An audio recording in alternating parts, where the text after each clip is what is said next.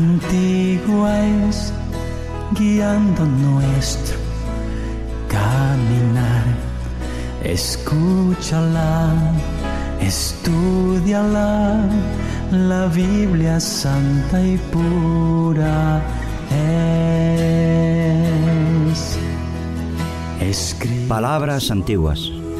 De vida y paz. Palabras santas que conservan nuestro caminar en este mundo. Líbranos, lejos estamos. Palabras que resuenan con el corazón de Dios. Guíanos al dulce hogar. Oh, palabras antiguas, vamos a difundirlas. Santa Biblia, luz verdad, cambiándome, cambiándote. Abramos nuestro corazón, dejando la verdad impartir. Déjalas que ellas impartan tu vida. Son palabras de vida. Palabras de esperanza que nos dan fuerza y nos ayudan a luchar en este mundo. De nuestra fe, ellas son heredad en esta edad. Palabras antiguas que nos guiarán a casa, a nuestro hogar celestial. Jesucristo, Hijo de Dios, escritos son de verdad para enseñar. Palabras verdaderas que cambian a los hombres cuando entran en nuestro corazón abierto. Justicia, instruir, la Biblia santa y pura. Oh, palabras antiguas, vamos a difundirlas. La Biblia, luz verdad, cambiándome, cambiándote. Abramos nuestro corazón, dejando la verdad impartir. Santa Biblia, luz verdad. Palabras antiguas en Radio Luz a las Naciones. La voz de salvación a tu corazón. Abramos impartiendo la palabra de Dios. Dejando la verdad impartir. La Biblia. Abramos nuestro corazón, dejando la verdad. Un tesoro de oración. Dulce oración. Propósito en la oración. Dulce oración. Cuanto más oración haya en el mundo, mejor será, y mayor la fuerza para contrarrestar el mal en todas partes. La oración, en una de sus fases de acción, es un desinfectante y un preventivo. Purifica el ambiente, controla el contagio del mal. La oración no es algo caprichoso y de corta vida. No es una voz clamando sin que se la oiga ni se la atienda en el silencio. Es una voz que llega al oído de Dios y perdura todo el tiempo que el oído de Dios esté atento a las súplicas santas. Dulce oración, dulce oración, al trono excelso de bondad. Tú llevarás mi petición a Dios que escucha con piedad. Creyendo espero recibir divina y plena bendición, y que me ayudes a vivir junto a mi Dios. Dulce oración. Dios modela el mundo a través de la oración. Las oraciones no mueren nunca. Los labios que las pronuncian pueden cerrarse con la muerte. El corazón que las sintió puede haber dejado de latir, pero las oraciones viven delante de Dios. y el corazón de Dios está en ellas.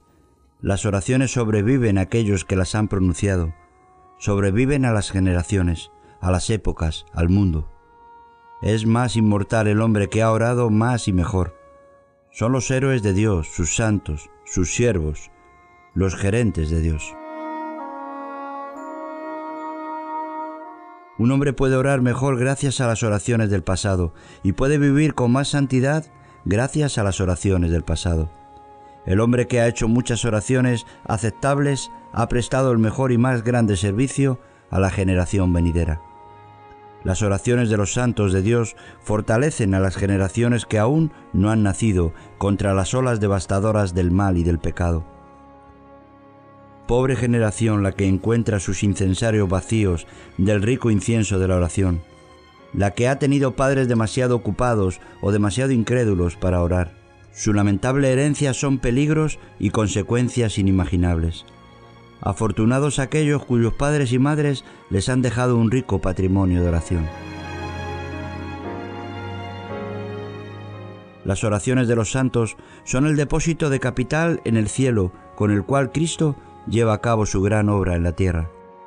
Los grandes ataques y fuertes convulsiones en la tierra son el resultado de estas oraciones. Cuando las oraciones son más numerosas y más eficientes, la tierra se transforma y se revoluciona, los ángeles se mueven sobre alas más poderosas y más rápidas, y el plan de Dios cobra forma. Es cierto que los sucesos más poderosos que ocurren en la causa de Dios son producidos y sostenidos por la oración. El día poderoso de Dios, los días de actividad y poder angelical ocurren cuando la Iglesia de Dios adquiere su grandiosa herencia de fe y oración poderosa. Los días de conquista de Dios son aquellos en que sus santos se han entregado a la oración con eficiencia. Cuando la casa de Dios en la tierra es una casa de oración, entonces la casa de Dios en el cielo está ocupada y activa, participando en sus planes y desplazamientos, y superará a los ejércitos mundanos en triunfos, victorias y derrotas a los enemigos en cada situación. Dios condiciona la vida y el progreso de su causa a la oración. Esta condición apareció por la existencia misma de su causa en este mundo. Pedid en la condición básica que Dios puso para el avance y el triunfo de su causa. Los hombres deben orar. La oración coloca a Dios en toda su potencia frente al mundo. Para un hombre de oración, Dios está presente en toda su fuerza. En una iglesia que ora, Dios está presente en todo su glorioso poder, y el Salmo 2 se vuelve la divina descripción del establecimiento de la causa de Dios a través de Jesucristo. Todas las demás dispensaciones inferiores han sido absorbidos por la coronación de Cristo. Dios declara el entronizamiento de su Hijo, y las naciones montan en cólera, llenas de amargo odio en contra de su causa. Dios se ríe de su odio impotente. El Señor se reirá, el Señor se mofará de ellos, pero yo he puesto mi rey sobre Sión, mi santo monte. El secreto del éxito en el reino de Dios es a través de la oración. El que esgrime el poder de la oración será poderoso, será santo en el reino de Cristo. La lección más importante que podemos aprender es cómo orar. La oración es la nota característica de la vida santificada del ministerio más santo. El que se destaca en la oración hace la mayor obra para Dios. Jesucristo ejerció su ministerio siguiendo esta norma. Las posibilidades y la necesidad de la oración, su poder y resultado, se muestran al detener y cambiar los propósitos de Dios, mitigando su golpe poderoso. El mismo Faraón creía firmemente en las posibilidades de la oración y en su capacidad para aliviar. Cuando luchaba contra las maldiciones agobiantes de Dios, rogó a Moisés que intercediera por él. «Ruega a Dios por mí», le dijo. Fue la súplica patética repetida 4 veces cuando las plagas asolaban Egipto. 4 veces hizo estas urgentes peticiones a Moisés, y 4 veces la oración logró levantar la temible maldición de encima del duro rey y su asolado país. La blasfemia y la idolatría de Israel cuando esculpieron el becerro de oro y le declararon su devoción fue un terrible crimen, y la ira de Dios se encendió al máximo y declaró que destruiría al pueblo pecador. El Señor también estaba muy enojado con Aarón, y a Moisés le dijo: «Déjame que los destruya». Pero Moisés oró, y siguió orando. Día y noche oró durante 40 días. Él mismo relata la lucha que mantuvo en oración. «Me postré delante de Jehová como antes, 40 días y 40 noches. No comí pan ni bebí agua, a causa de todo vuestro pecado que habíais cometido, haciendo el mal ante los ojos de Jehová para enojarlo. Porque temía a causa del furor y de la ira con que Dios estaba enojado contra vosotros para destruiros. Contra Aarón también se enojó Jehová en gran manera para destruirlo, y también oré por Aarón en aquel entonces». Hombres como Moisés sabían cómo orar y cómo prevalecer en oración. Su fe en la oración no era una actitud pasajera que cambiaba con el viento, con sus sentimientos o circunstancias. Para ellos era un hecho que Dios escuchaba y contestaba, que su odio estaba abierto siempre al clamor de sus hijos, y que su poder para hacer lo que se le pedía era tan grande como su voluntad. Y así, estos hombres fuertes, en fe y en oración, conquistaban reinos, instauraban la justicia, obtenían promesas, cerraban la boca de los leones, dominaban la violencia del fuego, escapaban de la espada, se hacían fuertes en medio de la debilidad, se volvían fuertes en la guerra, obligando a huir al ejército enemigo. Todo era entonces lo mismo que ahora, posible para los hombres y mujeres que sabían orar. La oración abría, indudablemente, las puertas de depósitos infinitos, y la mano de Dios no retenía nada. La oración introducía a quienes la practicaban a un mundo privilegiado, y traía la fuerza y la riqueza del cielo en auxilio del hombre mortal. Qué rico y maravilloso poder obtenían aquellos que habían aprendido el secreto de cómo acercarse a Dios. En el caso de Moisés se salvó una nación, en el de Esdras se salvó un templo.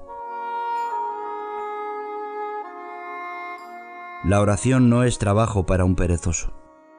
Cuando todas las ricas y agraciadas especias que constituyen la esencia de la oración han sido mezcladas y refinadas con esfuerzo, y batiéndolas se precisa del fuego para liberar el incienso y hacer que su fragancia suba al trono de Dios. El fuego consumidor produce el espíritu y la vida del incienso. Sin el fuego la oración no tiene espíritu, solo sirve como las especias muertas, para la corrupción y los gusanos. La oración casual e intermitente nunca resulta inflamada por el fuego divino, porque el hombre que ora de esta manera no es sincero, no es como aquel que se aferra a Dios dispuesto a no dejarle ir hasta obtener la bendición. Orad sin cesar, aconsejaba el gran apóstol. Esa es la costumbre que hace que la oración sea como la mezcla que une los ladrillos para unir las piedras. Puedes hacer algo más que orar después que has orado, pero no puedes hacer nada más que orar antes que hayas orado. Las oraciones de los santos suben eternamente a Dios como fragancia del mejor incienso. Y Dios nos habla de muchas maneras, declarándonos sus riquezas y nuestra pobreza. Soy el hacedor de todas las cosas, las riquezas y la gloria son mías, pedidme. Con la ayuda de Dios podemos hacer todas las cosas y podemos tener toda su ayuda si la pedimos. El éxito y el poder del Evangelio dependen de nuestra habilidad para orar y podemos tener todo lo que Dios tiene. Pedidme. Esto no es una invención de la imaginación, ni un sueño loco, ni una fantasía vana. La vida de la Iglesia es la vida más elevada. Su oficio es orar.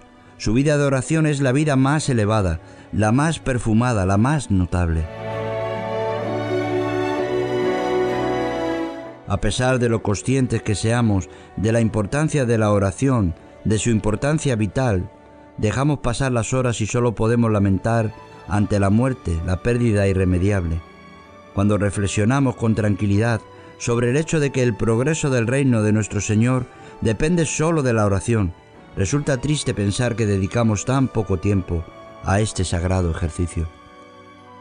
Todo depende de la oración, y sin embargo la descuidamos, perjudicando no solo nuestra propia vida espiritual, sino demorando y perjudicando la causa del Señor sobre la tierra. Las fuerzas del bien y del mal están disputándose el mundo, y si quisiéramos, podríamos agregar fuerzas al ejército conquistador de la justicia. Pero estamos inmóviles, nuestros brazos cuelgan indiferentes, y al evitar la oración privada, traicionamos la misma causa por la que decimos estar profundamente interesados. La oración es la condición eterna y primordial por la que puede rogarse al Padre que ponga el mundo bajo el dominio del Hijo. Si hubiera habido oración constante, universal, insistente por parte del pueblo de Dios, ya hace tiempo que este mundo hubiera sido dominado por Cristo. La demora no debe adjudicarse a los obstáculos crónicos, sino a la falta de peticiones adecuadas. Hacemos de todo menos orar. A pesar de lo pobres que son nuestras ofrendas, nuestras contribuciones en dinero superan nuestra ofrenda de oración. Quizás en una congregación típica, 50 contribuyen con dinero, mientras una alma santa y fervorosa se encierra con Dios y lucha por la liberación del mundo ateo. La oración ritual en ocasiones prefijadas no cuenta en este cálculo. Enfatizamos otras cosas mucho más de lo que enfatizamos la necesidad de la oración. Cuando la Iglesia de Dios se levante a cumplir su obligación y su deber y en verdadera fe clame por lo que Cristo ha prometido, todas las cosas, tendrá lugar una verdadera revolución. No toda oración es oración. El poder movilizador, la fuerza conquistadora en la causa de Dios es Dios mismo. Clama a mí y yo te responderé, y te enseñaré cosas grandes y ocultas que tú no conoces. Ese es el desafío que Dios nos hace. La oración induce a Dios a interesarse plenamente en su obra. Preguntadme de las cosas por venir, acerca de mis hijos y acerca de la obra de mis manos. Este es el cheque en blanco de Dios sobre la oración. La fe solo es omnipotente cuando está de rodillas y sus manos extendidas tocan a Dios.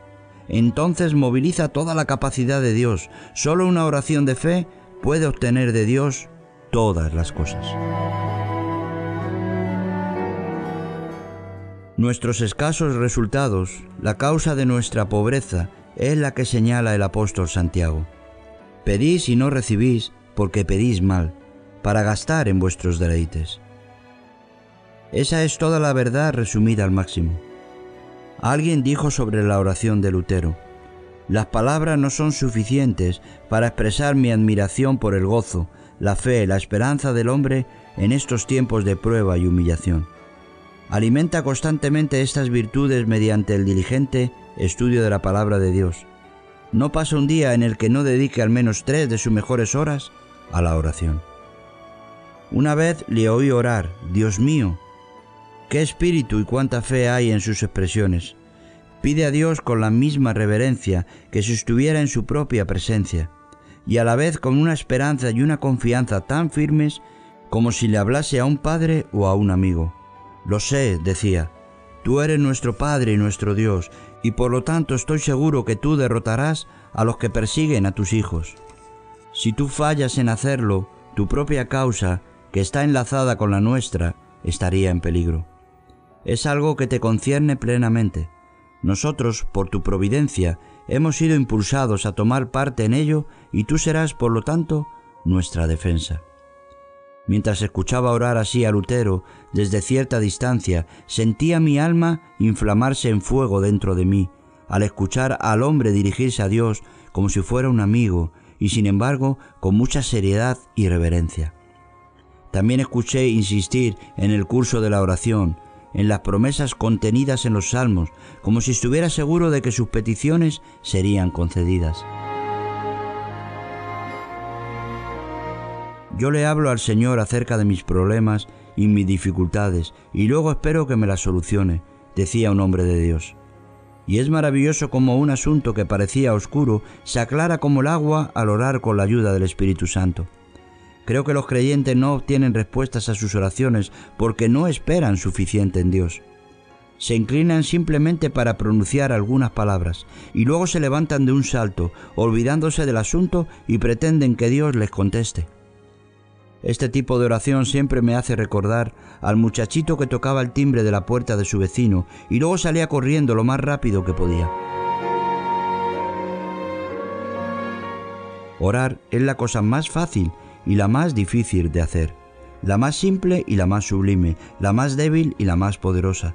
Sus resultados están más allá de las posibilidades humanas, estando limitadas tan solo por la omnipotencia de Dios. Pocos cristianos tienen una ligera idea de lo que es el poder de la oración, y menos aún los que tienen una experiencia de ese poder. La Iglesia parece casi ignorar el poder que Dios ha puesto en sus manos. Este cheque en blanco sobre los infinitos recursos del poder y la sabiduría de Dios rara vez se usa, si es que se usa, y nunca se llega a la medida máxima que honraría a Dios. Es asombroso ver cuán poco se usa y qué pocos beneficios se obtienen.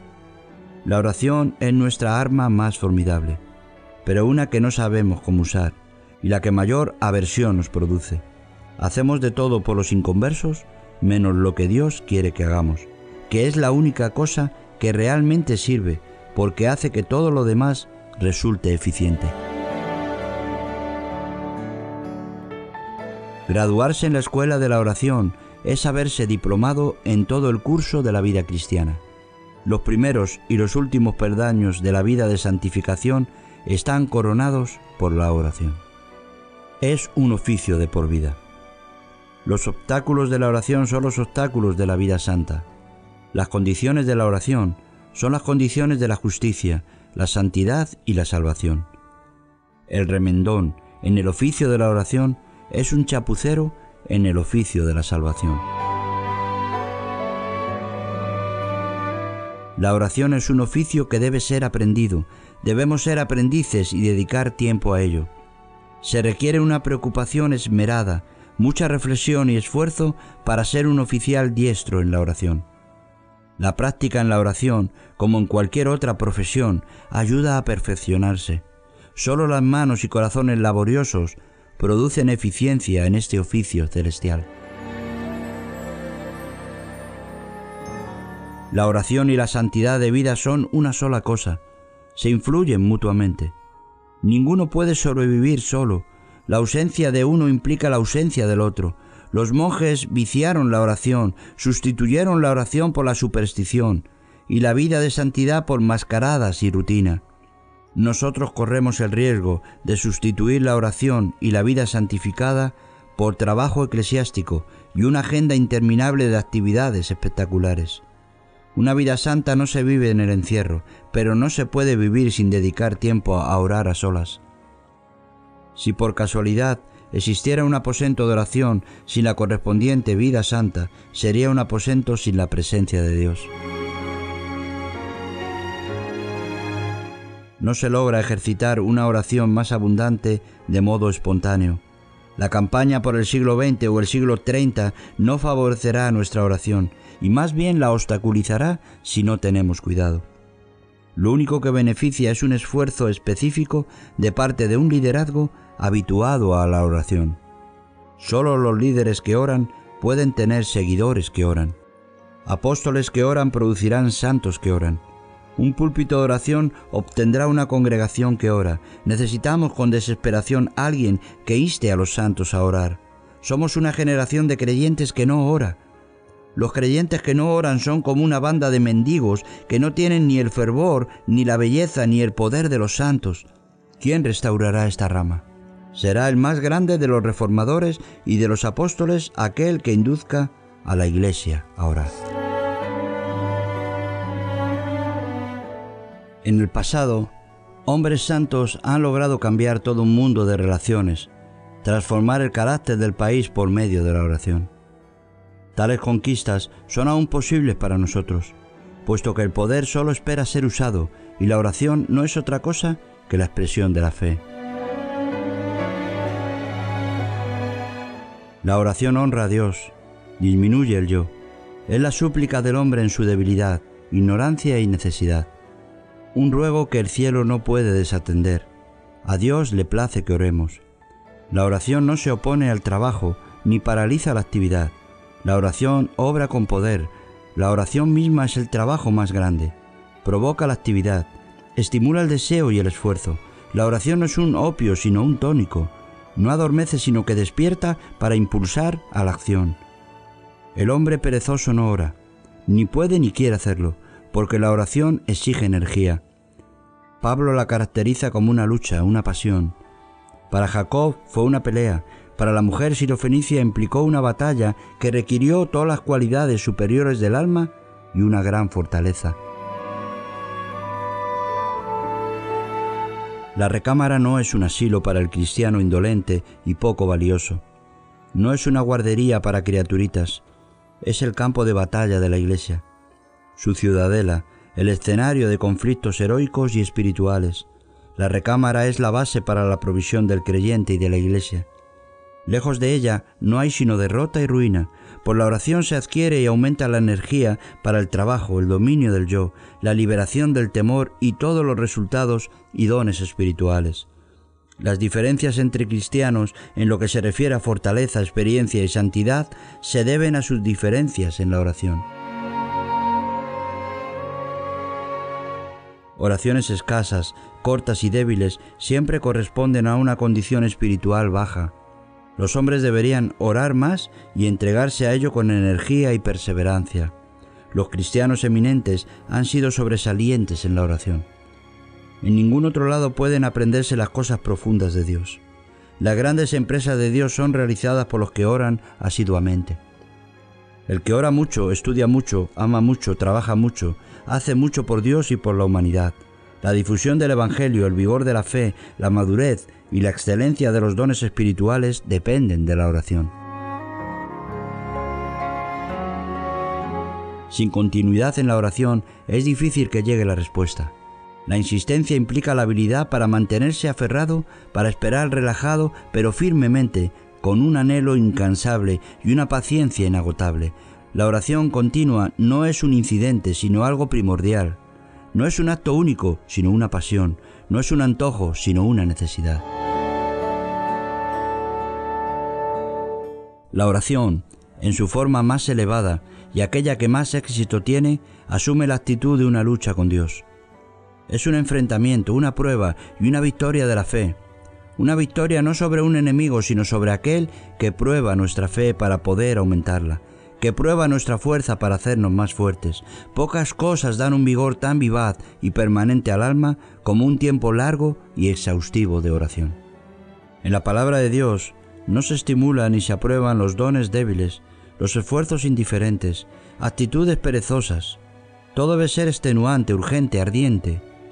Deseos inflamados, apasionados, constancia incansable, eso es lo que deleita al cielo. Dios desea que sus hijos sean sinceros y persistentes en un esfuerzo atrevido. El cielo está demasiado ocupado para escuchar oraciones a medias o llamados casuales. No cabe la menor duda que muchas de nuestras oraciones fallan por falta de persistencia, por carecer del fuego y la fuerza de la perseverancia.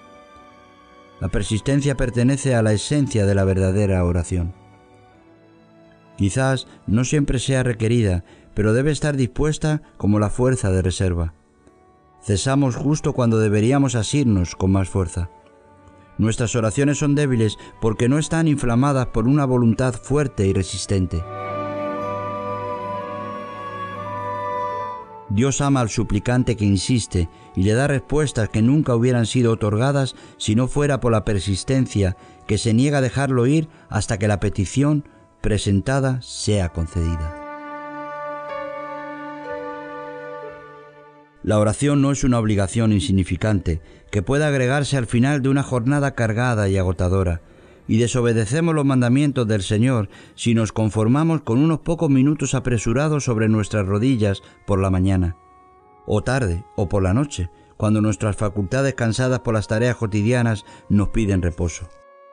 Es cierto que Dios siempre está cerca, que su oído está siempre atento al clamor de su Hijo, pero nunca llegaremos a conocerle si usamos la oración como si fuera un teléfono, para decir unas cuantas palabras de conversación apurada. La intimidad es algo que requiere un esfuerzo. Nunca conoceremos a Dios en la forma que tenemos el privilegio de llegar a conocerle, mediante intercesiones breves, fragmentarias, irreflexivas y repetitivas, que no son otra cosa que requerimientos personales. El estudio de la palabra y la oración van juntas. Cuando encontramos que una de ellas se ha practicado con fidelidad, es seguro encontrar la otra en fiel alianza. Recuerden la máxima de Lutero: orar bien es estudiar bien. Lutero pasaba las 3 mejores horas del día en oración. John Wells oraba 7 y 8 horas al día. Solía tener una manta sobre su cama para envolverse cuando se levantaba de noche a orar. A veces su mujer lo encontraba de bruces sobre el piso sollozando. Cuando ella se quejaba, le respondía: «Mujer, tengo que responder por 3000 almas y no sé qué pasa con muchas de ellas». Wells exhortaba al pueblo que pastoreaba diciéndoles: «Oren por su pastor.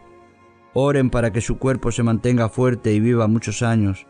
Oren por su alma para que se conserve santa y humilde como una luz ardiente y brillante. Oren por su ministerio para que sea ampliamente bendecido, para que sea ungido para dar buenas nuevas, que no haya ninguna oración secreta que no lo mencione ante Dios, que no haya ninguna oración familiar que no presente al pastor ante Dios», decía su biógrafo.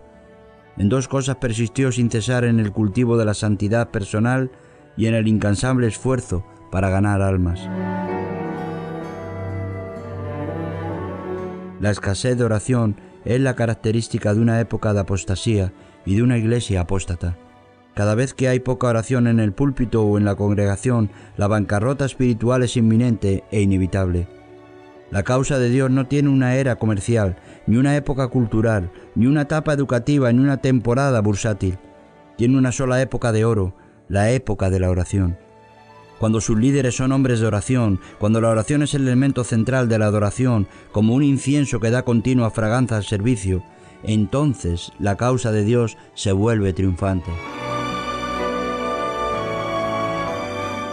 Ni la capacidad natural, ni las ventajas educativas cuentan en este asunto, pero sí tienen importancia la capacidad de creer, la habilidad de orar, el poder de una consagración plena, la actitud de negación de uno mismo, la renuncia total del yo ante la gloria de Dios y un anhelo eterno e insaciable de buscar la plenitud de Dios. Se requieren hombres que puedan inflamar la Iglesia para el Señor, no de una forma ruidosa y espectacular, sino con una llama intensa y silenciosa que derrite y mueve todas las cosas para Dios. La cámara de oración protege nuestra relación con Dios.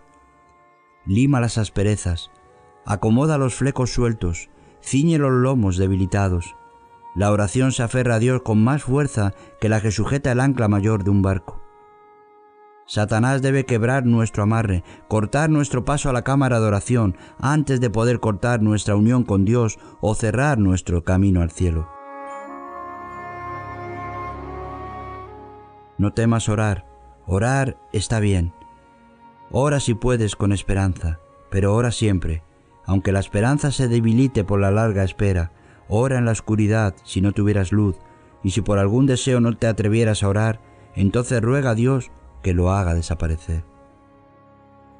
Pablo, Lutero, Wesley, ¿qué serían estos elegidos de Dios sin elemento central y característico de la oración? Fueron líderes de Dios porque eran poderosos en la oración. No fueron líderes por tener una inteligencia brillante o recursos inagotables o por su cultura sobresaliente o dotes naturales, sino porque el poder de la oración invocaba el poder de Dios. Hablar de hombres de oración es algo más significativo que decir hombres que oran.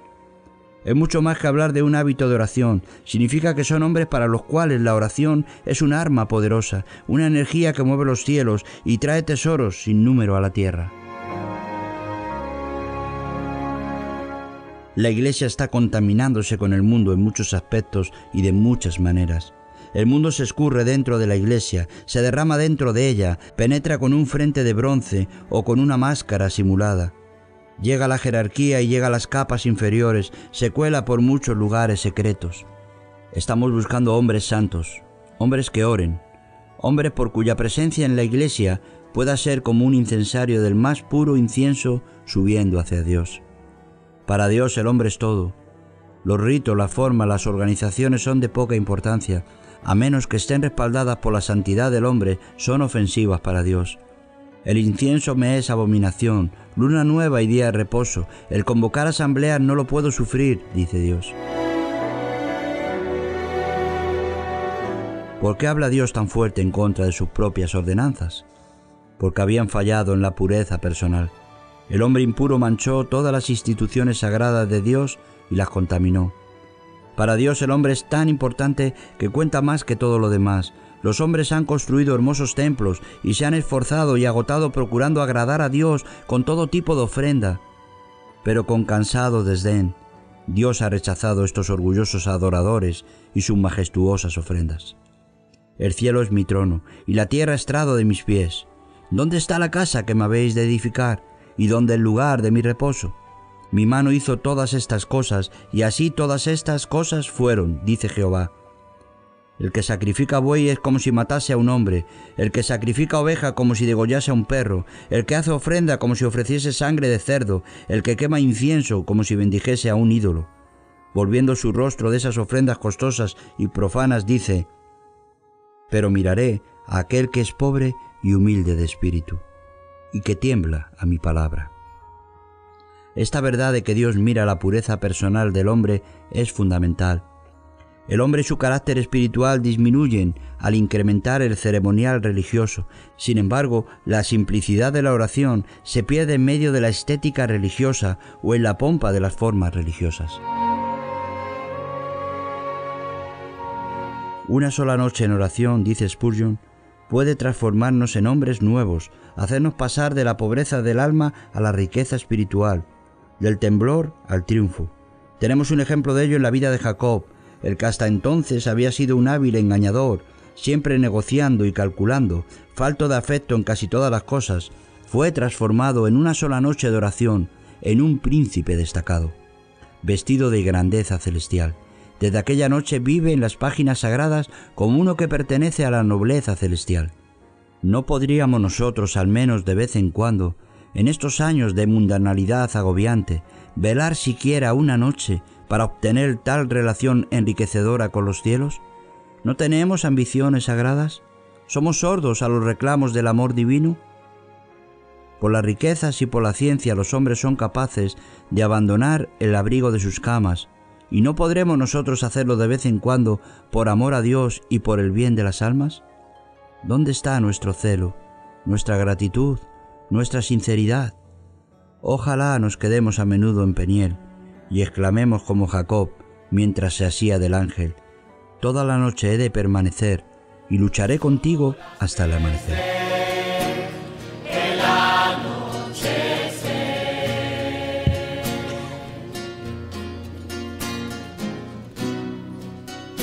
Hasta nacer el alma,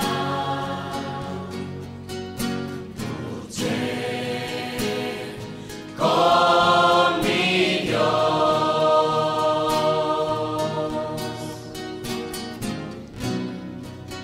en la presencia del Santo, Él conoce. Estoy seguro, hermanos, que si hemos dado días enteros a los placeres, podemos hacer tiempo para alcanzar la sabiduría de lo alto. Hubo un tiempo en que dedicábamos noches enteras a la lujuria y los salones, a la jarana del mundo. Entonces no nos cansábamos, reprendíamos al sol porque amanecía demasiado temprano, deseando que las horas se alargaran un poco para poder disfrutar de un desenfreno más salvaje y tal vez de mayor pecado. ¿Por qué nos agobiamos en las obras sagradas? ¿Por qué nos cansamos cuando se nos pide que velemos con el Señor? Arriba, corazones perezosos, Jesús nos llama. Levantaos para encontraros con el amigo en el lugar en que Él se manifiesta. No podemos pretender parecernos más a nuestro Señor a menos que sigamos su ejemplo y consagremos más tiempo a la comunión con el Padre.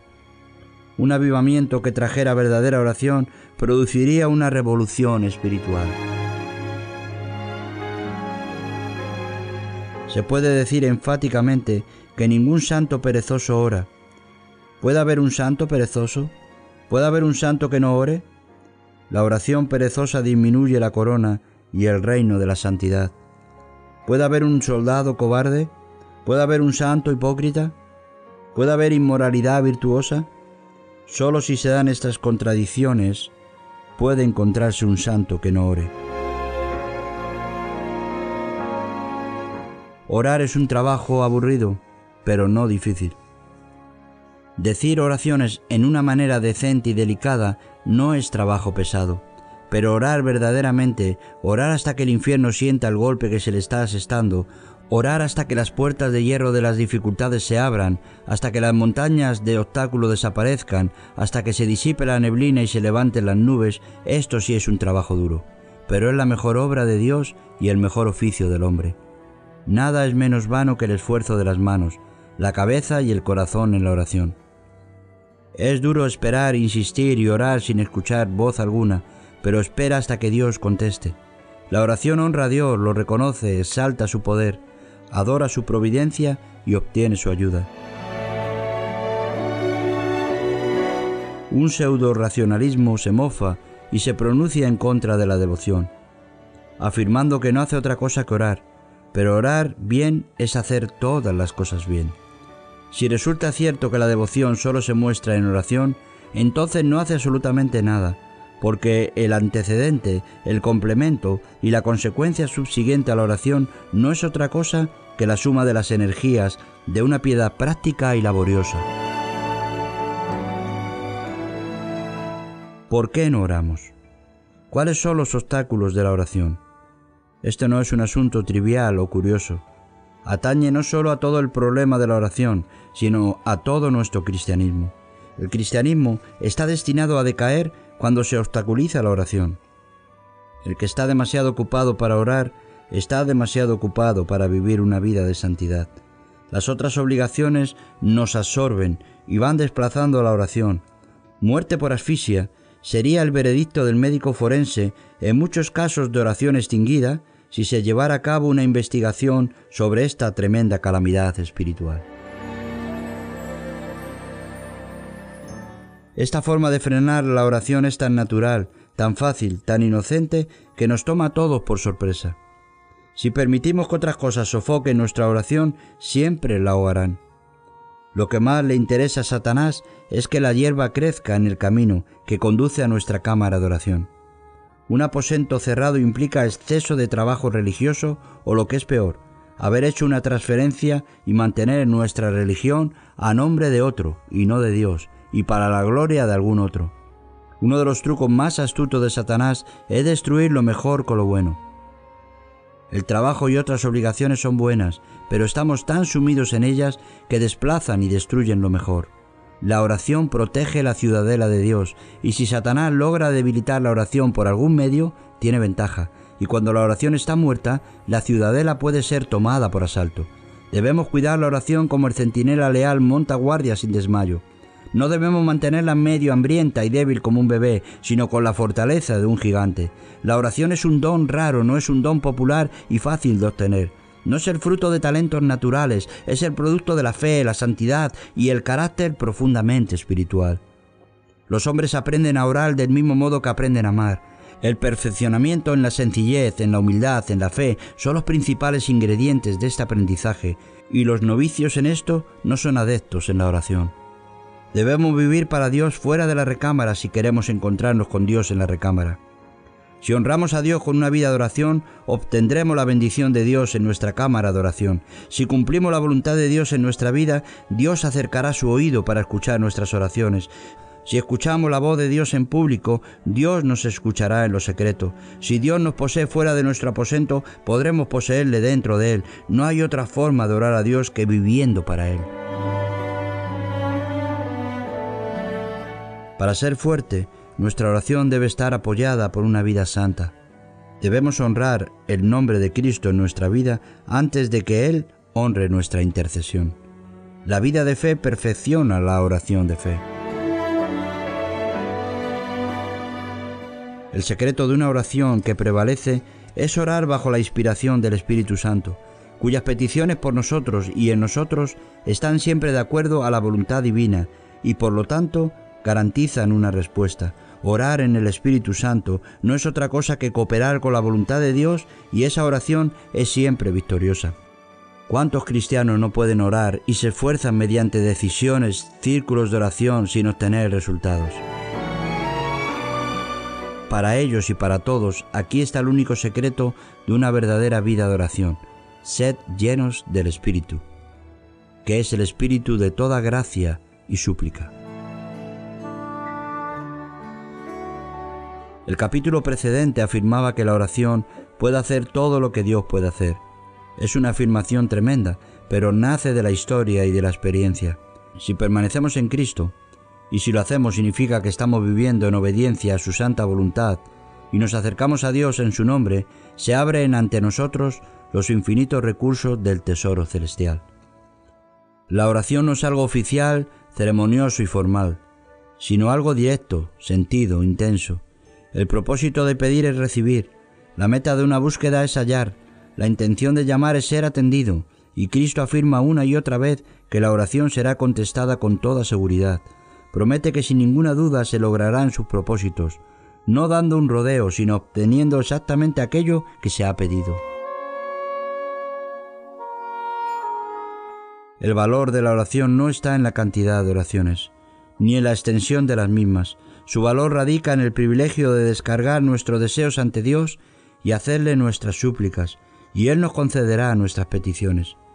El Hijo pide porque está acostumbrado a que el Padre satisfaga sus peticiones. Como hijos de Dios tenemos necesidades imperiosas, y vamos a Dios por ellas. Ni la Biblia ni los hijos de Dios suscribirían esa declaración hereje de que debemos contestar nuestras propias oraciones.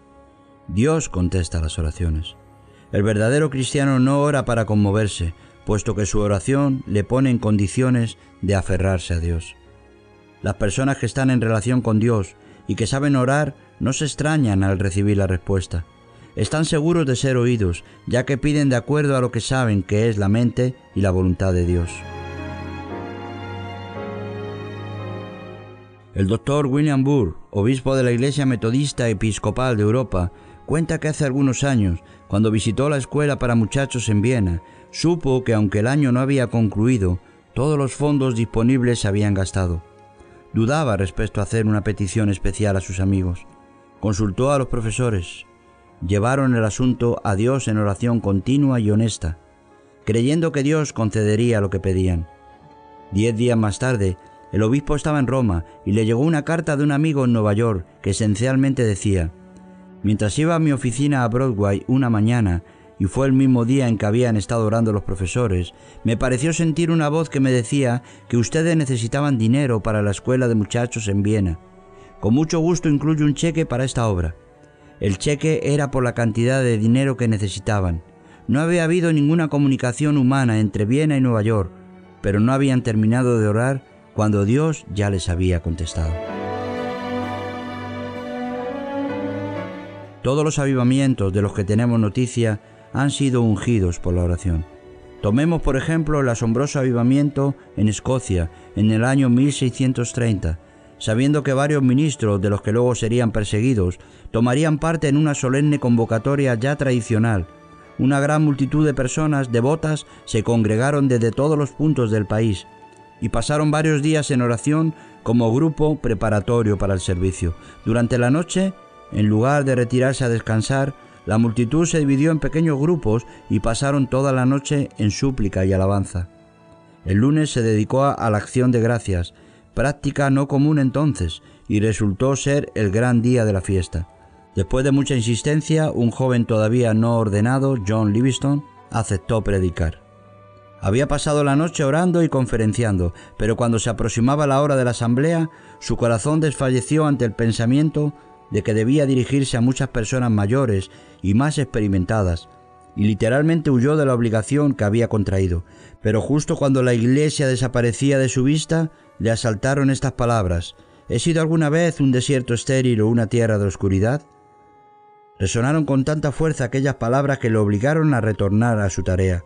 Tomó el texto de Ezequiel 36, versículos 25 y 26, y habló sobre él, con gran poder durante casi 2 horas. Se calcula que hubo 500 conversiones con ese solo sermón al que precedió la oración. Cierto predicador, cuyos sermones producían muchas conversiones, recibió una revelación de Dios haciéndole saber que no eran sus sermones ni todo su trabajo, sino las oraciones de un hermano analfabeto que se sentaba en los escalones del púlpito suplicando por el éxito de los sermones. Lo mismo puede llegar a ocurrir con nosotros el día que se manifiesten todas las cosas. No es extraño que después de trabajar fuerte y agobiantemente, todo el honor pertenezca a otro constructor cuyas oraciones eran de oro, plata y piedras preciosas, mientras nuestros sermones sin oración no eran más que paja y rastrojo. Dulce oración de toda influencia mundanal, elevas tú mi corazón al tierno Padre celestial. Oh, cuántas veces tuve en ti auxilio en ruda tentación, y cuántas veces recibí mediante ti dulce oración.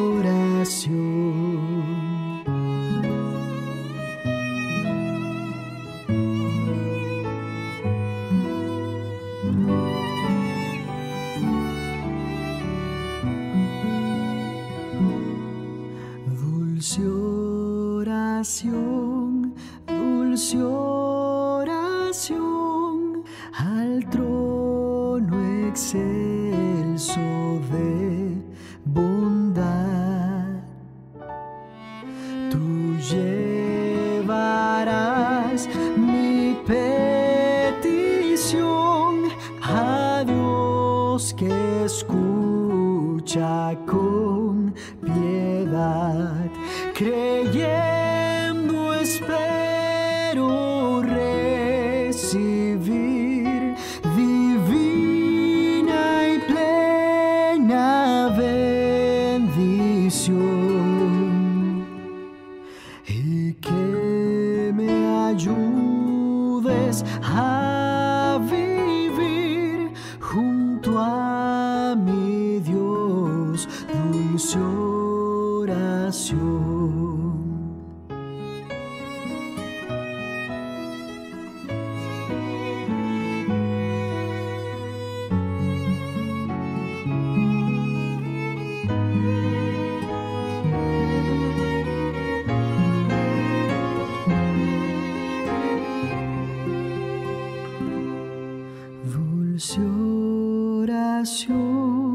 Dulce oración, aliento y gozo al alma das en este valle de aflicción, consuelo